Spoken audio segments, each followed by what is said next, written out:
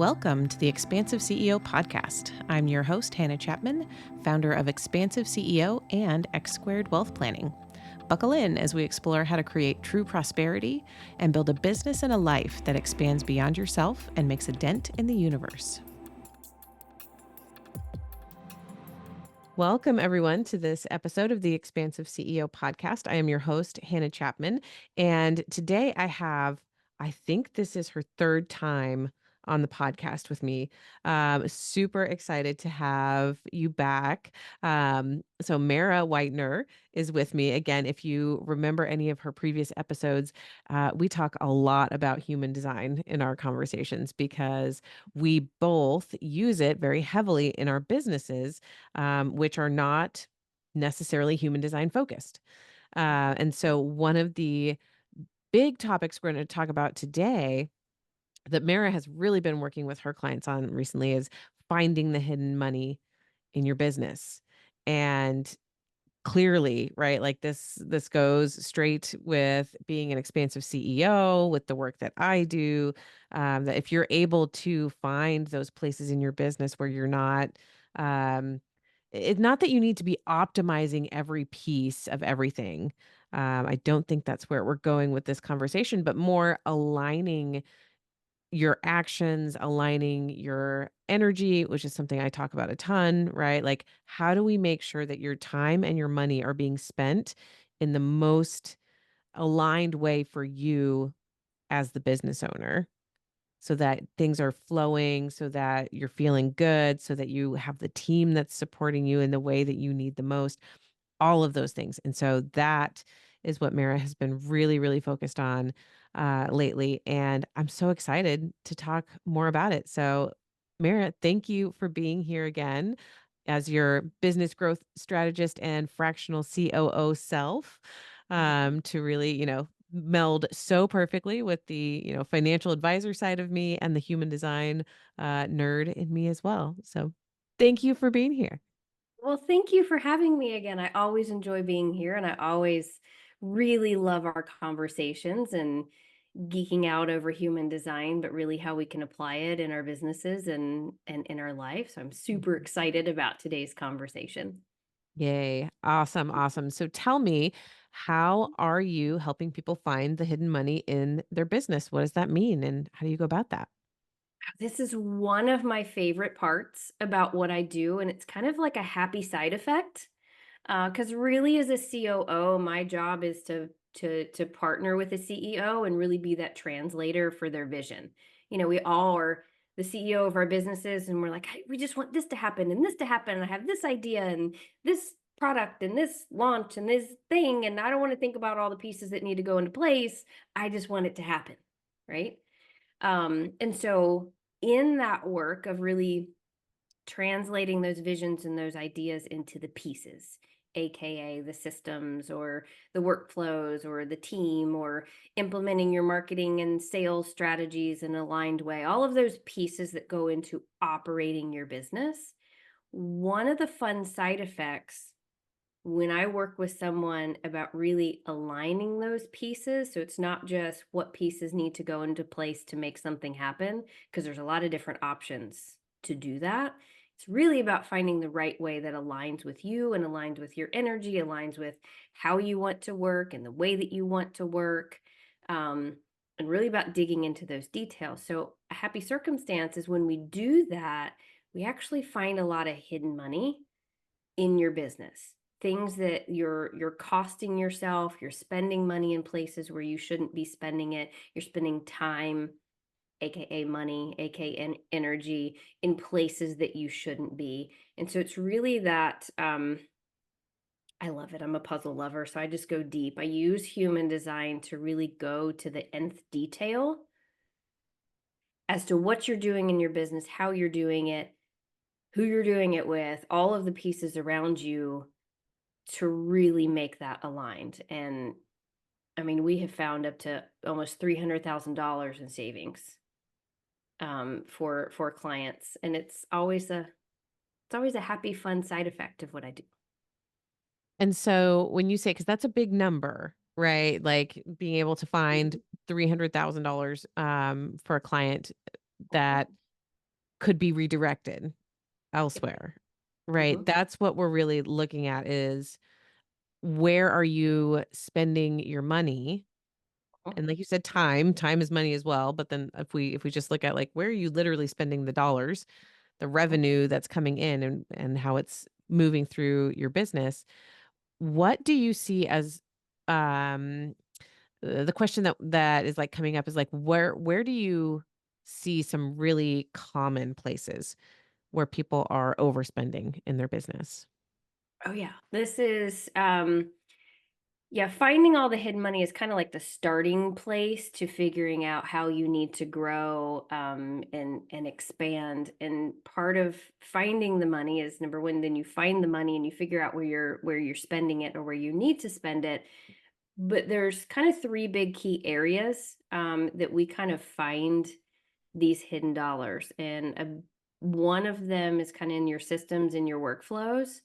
This is where you get all into operations and people's eyes glaze over. And it's not just in the subscriptions for your systems, right? We can save some money there if there's redundancies, all of that. But it's really in how you incorporate the systems that you're using and the process in which you do the things that you do. People may know that they need processes in place, but really, how do you go about building that? And building a process is really just a fancy way of saying, how do you need to do what you do in a way that's aligned and it's efficient to save yourself time, which is not only your time, but your team's time and your client's time, which all equates to money. Mm, You'd be surprised how quickly that adds up when we put a dollar amount to it, mm, how quickly that adds up. Another big area is specifically your team. I've uncovered $12,000 just off the bat very quickly in your team. To grow, you don't have to just continually add team members. It's how to strategically add people that are aligned to what you want to have happen. And that could be readjusting who you already have, fitting to their strengths, fitting to your strengths. At least half the time, we're downsizing a team when I'm helping someone grow. mm. Really just getting the right pieces in place. That alone typically saves them a lot of money, right? And the biggest place is time. We discount time. We Yeah. don't put a dollar amount to time. As the CEO, we just bypass the value of our time a lot of the time. Yeah. Um, and it's really analyzing that. That's typically where the big savings comes in. That's such an important point. And I would feel like I can't remember if I was talking to someone about this just last week or just having like a kind of like a bigger realization about it. Mm. That when we are talking from like the CEO perspective or the owner, the entrepreneur, I was talking to my husband last week. That's what it was. He works for a company that's fairly big, Mhm. um, medium sized. They're not humongous. It's not a Fortune 5 company or anything, but they're a good sized company. Um, and it's not necessarily about putting in more time there, right? It's like the trajectory that he's on, it's more about how do you help the business make good decisions from a financial standpoint. He's not in finance, but he can help the business make decisions about different softwares to purchase and contractors to hire and you know kind of that aspect of like what are we spending our money on. Mhm. um and he's like, oh, like you don't have to work 60 or 80 hours a week to do that, to help the business make good financial decisions that are really really important for the business. That's not usually the ones that are the doers that are in the trenches, like fixing things when they break, that kind of stuff. Um, and so as we were talking about that, it kind of equated back into my mind of like, oh yeah, like when you're at a startup or when you're the CEO or when you're an entrepreneur, a lot of times, like especially in those early years, or, when you feel like you're quote unquote in the grind of things, you don't think about your time at all. You're just going. You're the one picking up all the slack. You're the one, if something breaks, you're fixing it. You're the one, if you do have a team member and they leave, you're picking up all that slack. Um, or, just continuously hanging on to more stuff because there's a thought that it's going to cost money to implement something else, rather than me holding on to it and me doing this thing, whatever that task is. Mhm. Um, I think for me, one of an example I've used on the podcast several times is the podcast, right? Like that for me was a place where I was doing all of the production. It took a lot of time. Um, and, I finally got to the place a year and a half ago where I was like, I just can't. I literally, I have episodes that I want to put out. I have interviews that I want to do, things that I want to record and talk about, and I don't have enough time to do that and do all of my normal work that I do. And so hiring for that purpose was one of the best decisions that I could have possibly made. Yeah. But it's scary though, right? Because you're okay, great. Maybe you do have the budget to do it, but it's still a big outlay when it's I need to bring on help. I need to bring on another team member. There's some fear, there's some anxiety that comes along with that, really no matter what stage you are. I mean, I see it mid six, I see it seven, I see it we're pushing towards eight figure. It's there can still be that fear, but if you look at it, the key is to look at it from all angles. Mhm. It's what is the actual cost of your time?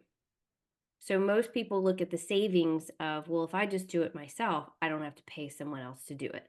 Right. Okay, normal way to think about it. But I'm going to flip the script on you, and I think you know this. You've done the analysis yourself. What do you charge for your time? A lot of us are service providers out there. We have an hourly rate. Our time is valuable. We're going to charge 150, 200, $250 an hour. Sure, you're definitely worth that time, but are you paying yourself that amount of money? Right. Most of us are not. Most of us are, we may be barely making minimum wage if you add up all the hours that we're working versus what we may or may not be paying ourselves. That's a whole nother conversation. Mhm. But if you assign yourself an hourly rate, because you got other people on your team, they have an hourly rate, they have a set fee, whatever it may be, right? But you add up where you're spending your time, and I do a simple example of you spend, let's say it's 5 hours a week in your email inbox of answering things, deleting emails that someone else could probably template and help you with, right? Something super simple, but you're like, it's my inbox. I'm going to keep it. It's just a few hours. It's not that big of a deal. If you give me an hourly rate of $200 an hour, let's say, all right, that 5 hours costs you $1,000. Let's say you got a good admin, right? That same 5 hours, guaranteed you they would not spend 5 hours, but that same 5 hours, if they spend it in your inbox, would cost you what at 25 an hour, $125. Yeah. Okay. Your savings is, our math is not $875. You're like, well, wait a minute, but I'm not really paying myself. Again, that's another conversation. But what could you do in that same 5 hours? Let's say you go take a nap for one of those hours. You need a break, right? Let's say you have two sales calls. Let's say you have the other two free. We don't even fill those up. Out of those two sales calls per week, 4 weeks in a month, you have eight sales calls. You close two of them. $2,000 packages each. That's $4,000 in sales you would not have gotten had you not freed up that time. Yeah. So now what are you costing yourself? Is it really cheaper or not?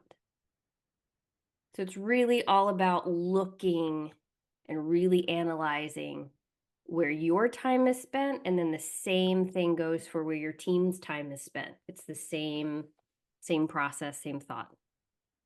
Mm.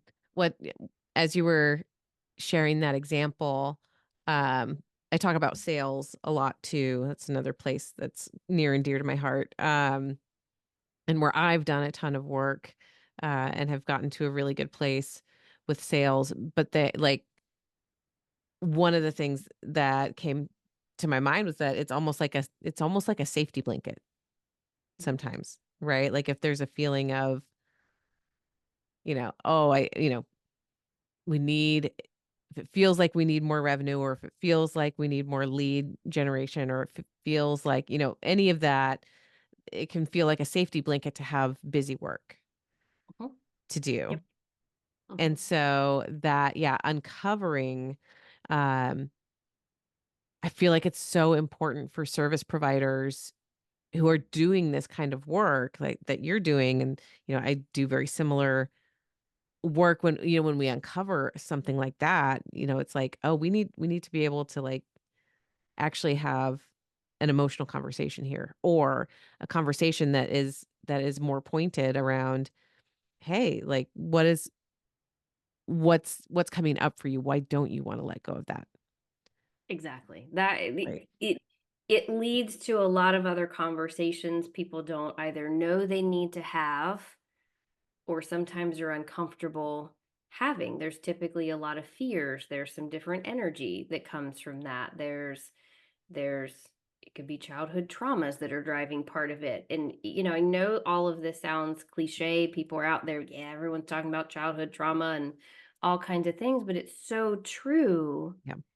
that energy, emotions you're currently feeling, all of the things lend to holding on. There's a control factor, there's a fear factor, there's all of these things. When you can let go, you can use your human design gene keys to learn how to make decisions for yourself, know where you need to be spending your time, know where you don't need to be spending your time. Stay in an energy and a mindset of abundance and trust, then then it becomes a whole lot easier. But flipping that mindset to from how much everything is going to cost me, I can't afford a team. I can't have it's just cheaper, it's just simpler, it's just easier if I keep this all in myself. Go deeper, figure out what is actually behind that. And I know when you guys are getting started, you're like, "Heh, I'm a solopreneur. Who am I going to get? I got to do everything." There is Mhm. still a balance. You can get very, very crystal clear on the priority of activities and not doing all of the activities. That's how you work on that one. But the bigger you get, actually the more important it is to grow as a person, to grow as a CEO, and to grow your business, is to really keep an eye on these things. Mhm. It's so important. I hear you saying, the way I wanna put it is, like, I hear 2 sides of it, and I have met people who are on both sides of this too. The ones who are afraid to hire, Mhm. right, and take a really long time to hire, which I think has value in it, right? You get to really be clear on what it is that needs to be done, what doesn't need to be done, what needs to be done by you, what can be done by someone else, right? You get a really good feel for that.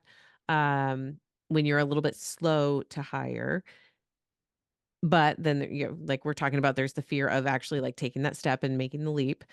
On the Mhm. other side, we can also have, times where we overhire and have, like, think like, I don't wanna do XYZ, so I need, someone to do marketing, and someone to do PR, and someone to do social media, and someone to do, like, kind of almost doubling up on a lot of different things, or Yep. double dipping, or having people who could do the whole thing, but rather, I mean, like, I've seen this as well, in practice with other entrepreneurs, that there's a lot going on, that they're not necessarily getting the value that they could out of, these, um it's almost like a collection of contractors versus having, like, a more cohesive team strategy.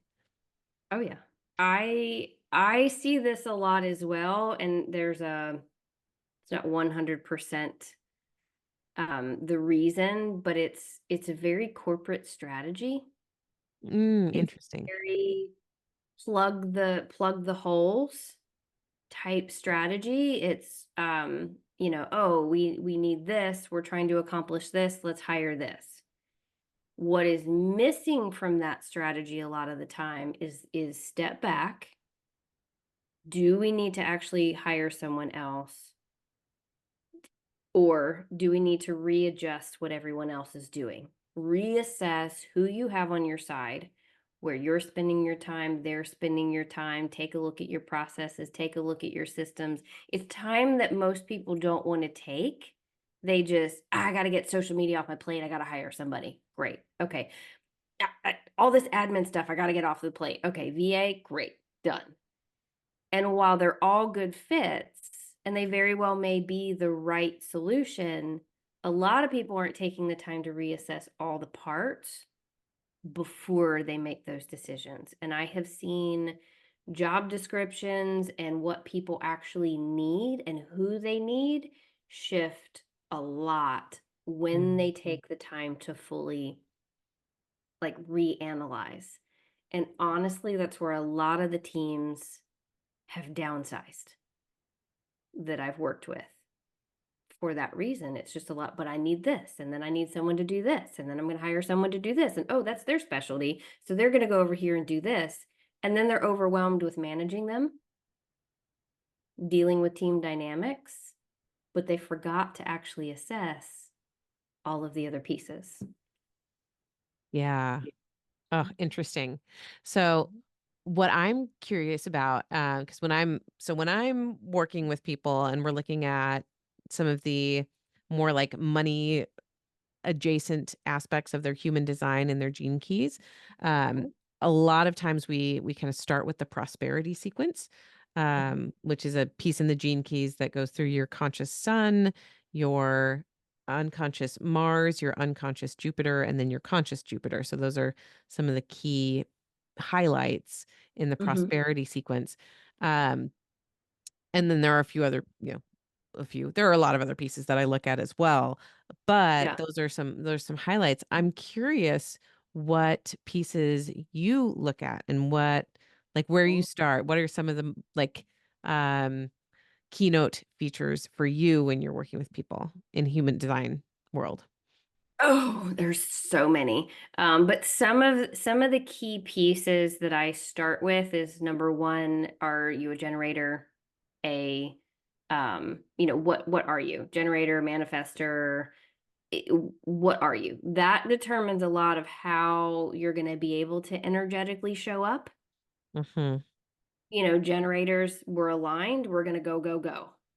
Our key is to actually put in boundaries so we don't overdo. We can burn out in that respect.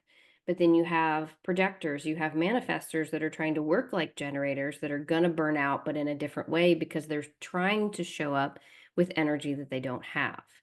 Right. So I start there. It's a very easy place to start with. Typically, projectors, manifestors, reflectors are trying to work like generators.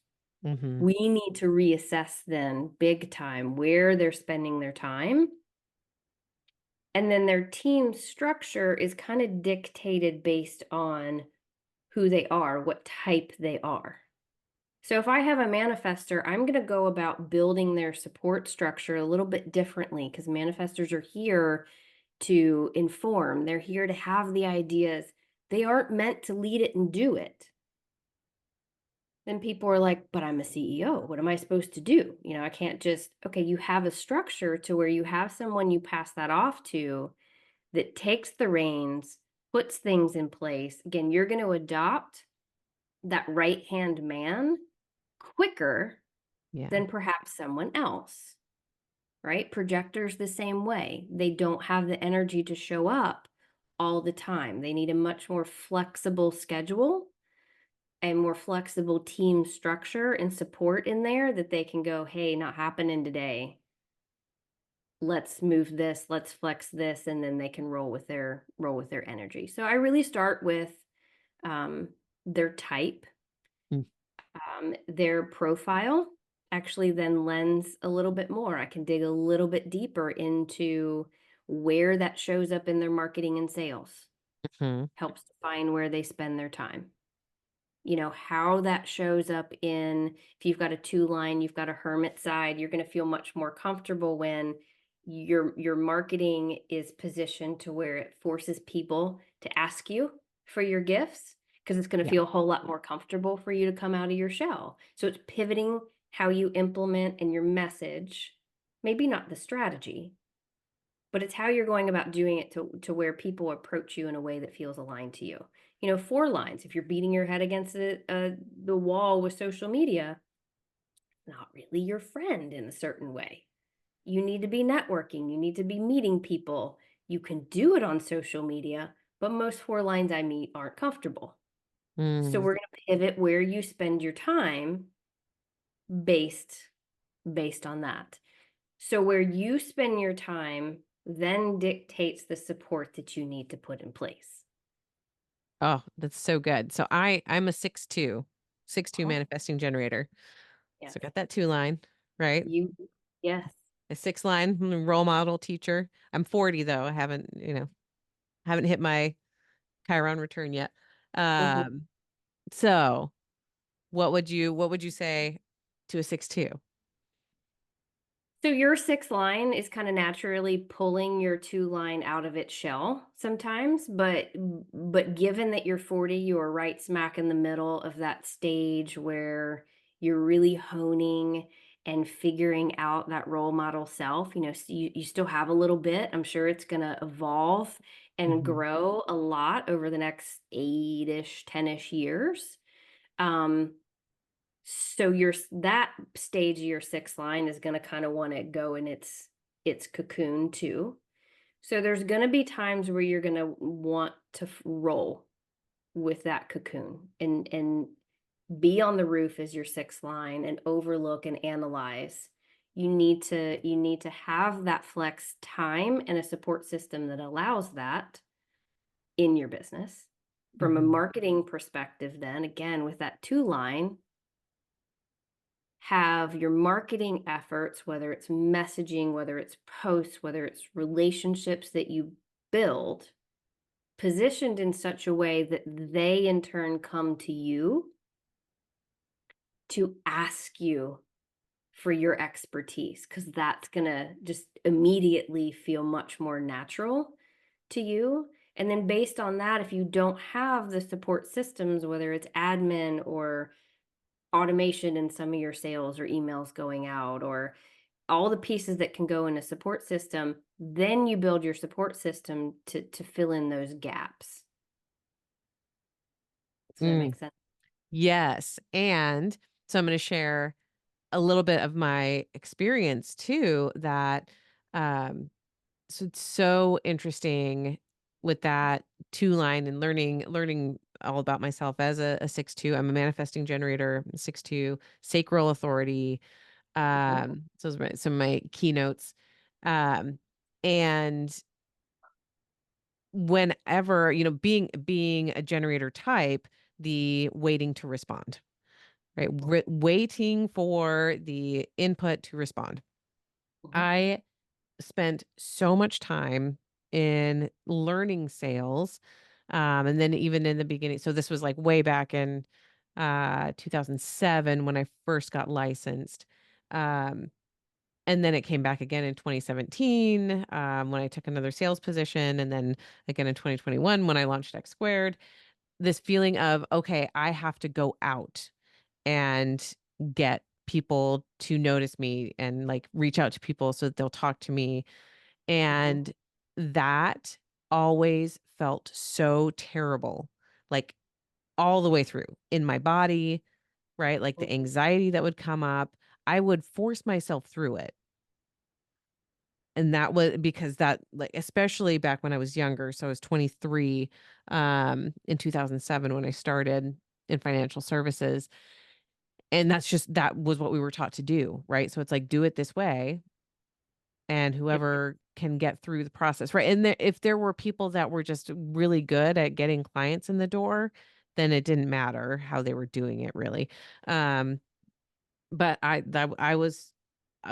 am also very much a, like, teach me the process and I'll, like, repeat the process, right? Really good at that, and then I'll make it better.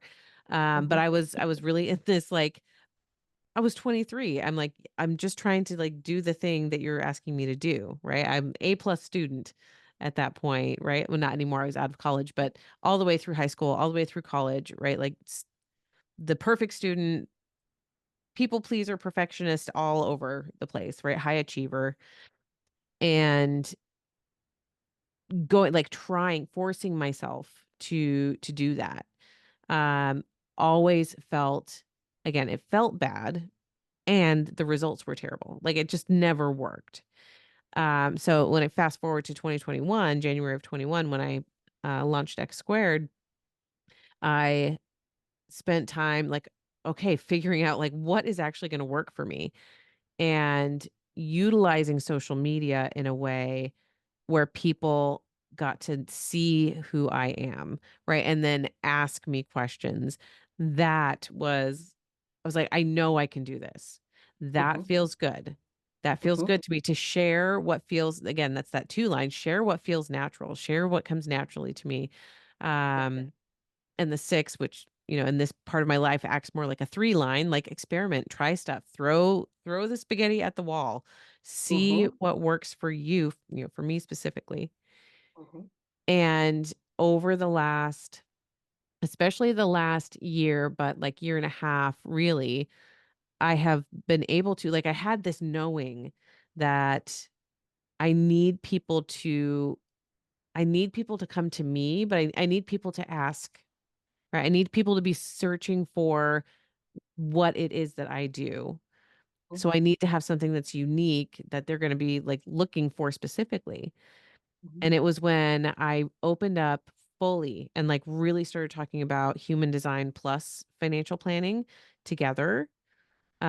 So that was in 2023, in, like, mid 2023, when I finally opened up my mouth about that Mhm. publicly, like, talked about it, started sharing about it. It wasn't just, like, behind the scenes, when Mhm. I really went, like, full, like, forward facing, about human design and Mhm. adding it into my process, and how powerful it is to bring those things together. That's when I had people coming to me, Yeah. and then I get to respond, Mhm. right? I that finally, it was like, "Oh, that's how this mechanism works." Exactly. It was such a revelation. Yeah.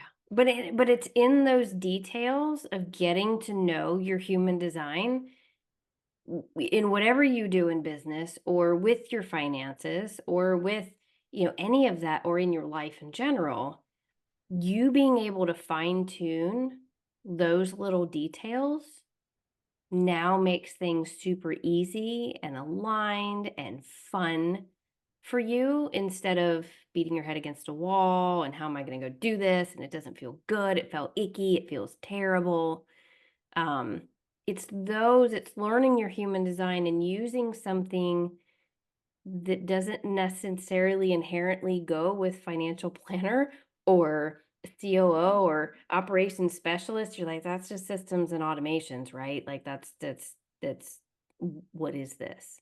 Right. But no, it's that tool that really lets you get down to the detail and then customize it so you Mhm. can have what you set out to build, and it doesn't have to feel like a grind. Like, I'm a 4-6, so I've got the 6 line. I don't think I feel it quite as strongly as you do. There's parts of it that I do because it's on my unconscious side, but my 4 line was really what was throwing me off, especially with sales and marketing and that sort of thing. Is, I'm a true networker.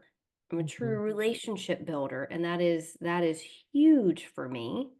Yeah. So I have to go about it and do the activities like networking and finding my tribes and my communities that I feel um, I'm at home with. And it's only in those relationships and in those communities where people even hear me. Right. So when I focused on that, then it's those in those communities, your email box lights up and like, hey, I just talked to so and so and they need to talk to you. I don't have to. Now I am on social media for a different reason. But like it makes it so much easier when you tweak those things and you figure out the right way to do it. Same thing with my 4 line: love people, love building relationships, love having networking calls, love doing coffee chats, all of the things that also comes with people fatigue. Mhm. I have to be very strict on my schedule because I'm a generator and I'll just keep going and going and going because I freaking love what I do. I have to be pretty strict on my schedule and make sure I'm taking the time to recharge so that I can show up again either later that day or the next day or the next week, whatever it is, as my best self, Mhm. or I'm going to burn out. So I have a team structure and I have a business structure surrounding that need. So my clients can still be taken care of, communications are still sent out, everything else that needs to happen is happening, but I function how I need to. Yeah. And that's really the key then of taking the pieces of your human design, your type, your authority, waiting to respond. I'm a sacred pure generator. Um, your authority, your profile, and Lord, we could go down a whole nother rabbit hole as to the gates and all of the other little fine-tuned details you can go to with this. But Mhm. that's the power of really learning that and then applying it to all areas. Yeah. And then you find all kinds of hidden money, and then you go see Hannah. And then she Right? helps, right? And then she helps you invest it. It's a great strategy. I'll help you find it, and then you can go see him. Right, yes, and we'll figure out the other thing that you mentioned a couple of times is another one that I have seen over and over again is paying yourself, right? Yes. It's really, such an important aspect of business that we don't actually talk about very much because I think most people don't wanna say that they're not really paying themselves. Right? Mhm, Or, they were able to pay themselves 20 or $25,000 and their revenue was 250 or 300 or 400, right? They mhm. don't want to say that. Nope. And so it's a very tender place to be able to uncover, what's going on within a business and to say, are you paying yourself? Mhm, A living wage. Like, are you actually experiencing the prosperity that you are creating through this beautiful, mhm, business that you're growing and running? Like, are you also benefiting from that and experiencing that prosperity for yourself and your family? mhm, I think that's the beautiful combination of the work that we both do, right? That you can be there to be like, okay, here's how we like hone in these systems and processes. mhm. And I'm over here saying, "Okay, here's how much you need to pay yourself Right. in order to cover all of your personal needs," right? You gotta pay your employees too, but you are as the CEO, it's really important to pay yourself. Is, but it's there's a lot of $30,000 millionaires out there. A lot of $30,000 millionaires out there, and they'll boast, I'm at 1,000,000 and 5,000,000 in revenue, and but then you ask how much they're actually making themselves. Yeah. And if they really are honest, it's a whole different story. Listen, I get it. I've started multiple businesses. I've run multiple 6, 7 figure business. I get it. You start at the beginning, you're like, "Ah, but I need money to run. Like, you want me to pay myself? Great. Here's 20 bucks. Right. Like, that's about all I can do right now. But you have to get out of that and prioritize as quickly as possible, paying yourself what you're worth and what you're owed, and then working on growth around that. It's very easy as the CEO, especially if you're normally a selfless person, Mm. to hire a team and they're going to come first and you come last, and I get that, and I embrace it to a certain point. There are times when I'll embrace it, and then I very quickly come back out the other end.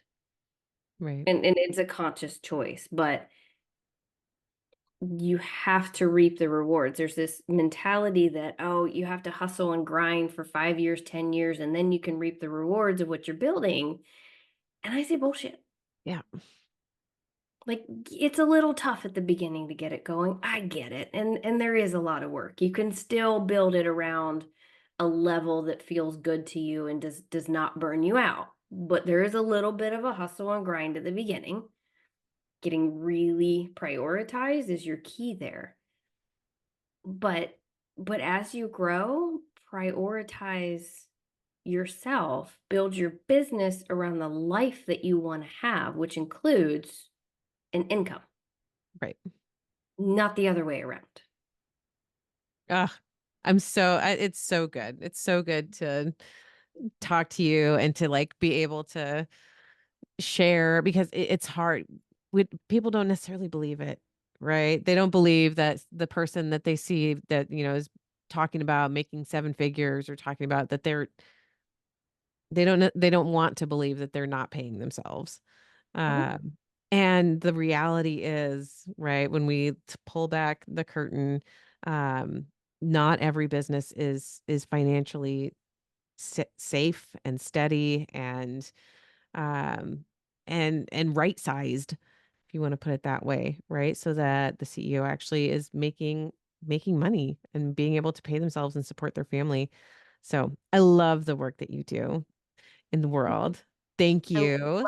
the work that you do, and I absolutely adore you.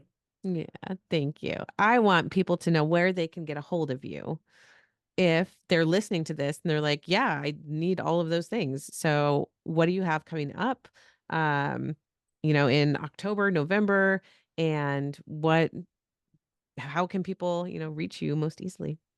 Yeah, I will actually have a stay tuned for details, but a hidden money intensive. I'm actually going to dive right in and workshop it and help you find all the hidden nooks and crannies of money in your business. So I know there's a lot out there like I could use an extra $10,000, $20,000. Great. Let me help you. Let me dig right in. And we're going to uncover it and we're going to find it. It's going to be a 1-day intensive. You commit to yourself, I'm going to commit to you, and I'm going to guarantee that I'm going to find you the money to cover the workshop. Mm, So come check it out on my website, whitenerpros.com, and also I live on LinkedIn. Come join me on LinkedIn. I drop a lot of tips and tricks and things on LinkedIn. You can find me at Mara Whitener there. Mara, thank you for being on for a third time now. We've got a hat trick I know. going, I right? So know. happy. Thank you for having me. I appreciate it. I always love our conversations, and I love that you and I both do work that's super important in life and in business, but is not always prioritized. Mhm. So I love just getting the word out and getting the word out that it doesn't have to be a scary thing and can be easy and fun. Right? When you're working with someone who truly cares about you, it can Mhm. feel so much lighter to do this work. So, Exactly. Exactly.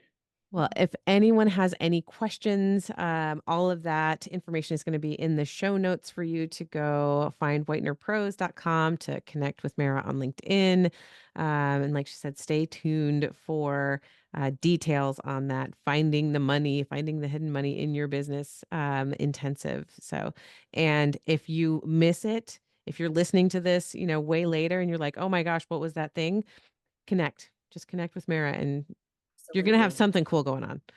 Oh, I always have something Always. cool going on, and I'm always teaching a lot of these foundations and things that I do with my one-on-one clients, and I have complimentary strategy sessions. So come to the website, grab a complimentary strategy session is absolutely no obligation, and I'm actually going to help you with something that you're working on. Ah, so beautiful. Thank you again, and we will see y'all next time. Absolutely. Thank you. That's it for this episode. Thanks for listening, and be sure to like and subscribe. And again, if anything resonated with you from this episode, I would love to hear from you. Email me at Hannah, HANNAH, at expansiveceo.com and tell me about it. And if you're ready for your greatest expansion, you can find ways to work with me at expansiveceo.com and at x2wealthplanning.com. That's X, the numeral 2, wealthplanning.com.